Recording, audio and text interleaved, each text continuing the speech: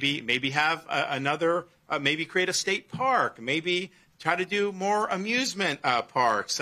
Someone even said, like, maybe you need another state prison. Who knows? I mean, I just think that the possibilities are endless, and so that is now going to be analyzed to see what would make the most sense, and that wasn't necessarily even on the radar. I anticipate the board is also going to look at some of the infrastructure here, like the utilities, and then ask the question: it would be better to sell that utility from the district to maybe a private entity who can operate it more efficiently. Florida Governor Ron DeSantis is doubling down in his war on Disney, threatening to repossess much of the land currently leased to the Disney World theme park. And DeSantis says his team is considering multiple uses for the land, including building a prison inside the happiest place on Earth. But DeSantis didn't stop there. That last bit about utilities is critical, because what DeSantis is proposing is effectively cutting Disney off from Florida's public utilities, and then leasing out those utilities to a private company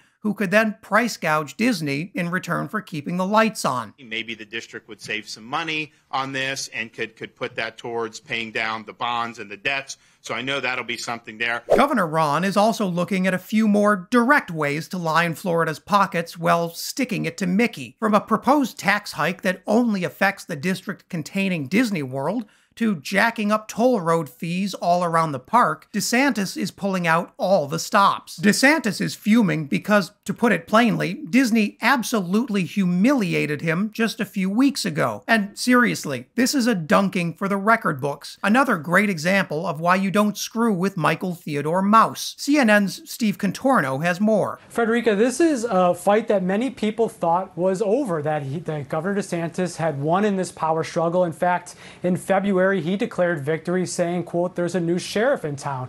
But it turns out that the same day where he made those comments, Disney was pushing through an agreement that essentially shifted all of this special taxing district's powers to Disney. And the governor's office didn't find out about it for more than a month. So in plain terms, here's what happened. Ron DeSantis told Disney that the state was going to take back control of the special administrative district that oversees Disney World. But while DeSantis was out celebrating in the press, Disney's lawyers were quickly transferring all of the legal powers of that district to Disney. In fact, during that entire time, he was going across the country holding political events where he claimed that he had put an end to Disney's corporate kingdom.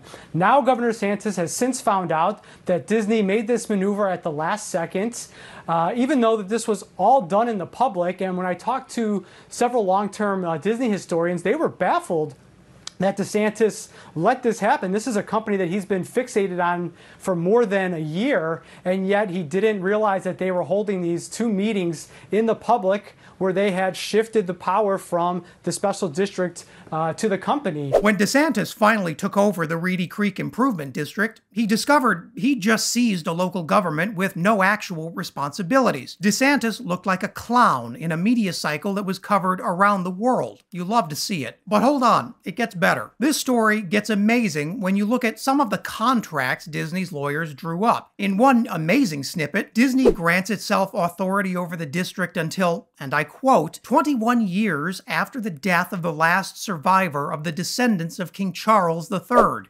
Wow. And just so you're clear, Disney didn't actually hide any of this. These documents were presented to the public at an open meeting. They were discussed by Reedy Creek local officials and Florida state officials. Yeah, DeSantis' own people signed these documents. And this guy wants to be president. And big brain DeSantis didn't even realize what he'd given up until it was already gone. As DeSantis goon Ron Perry says, this essentially makes Disney the government. But Perry did say that the DeSantis-stacked board has been left with two responsibilities: filling the potholes and cleaning the streets. Listen, beating up on Mickey Mouse may make Ron DeSantis feel powerful, but it's actually killing his presidential ambitions. A recent Reuters poll found that Ron's war on Disney was by far his least popular crusade, and over half of Republicans said DeSantis' war on Disney made them less likely to vote for him. And there are more signs now that all this Disney bashing is actually causing Ron DeSantis to lose some friends. That was certainly the case for Ron DeSantis' confidant and Florida Congressman Greg Steube, who on Monday publicly decided to endorse Donald Trump. First things first, so you're here to make an announcement tonight. What is that?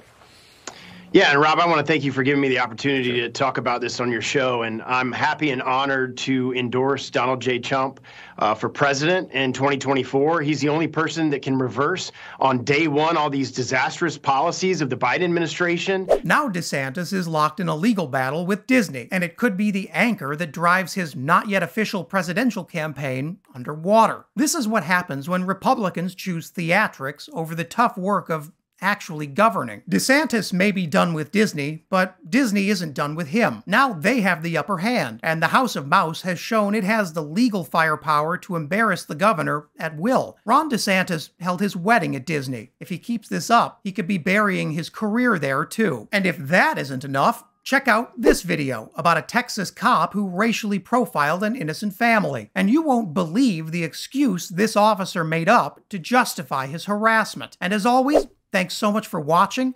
Remember to subscribe to the channel and leave a comment below to let me know what I should cover next.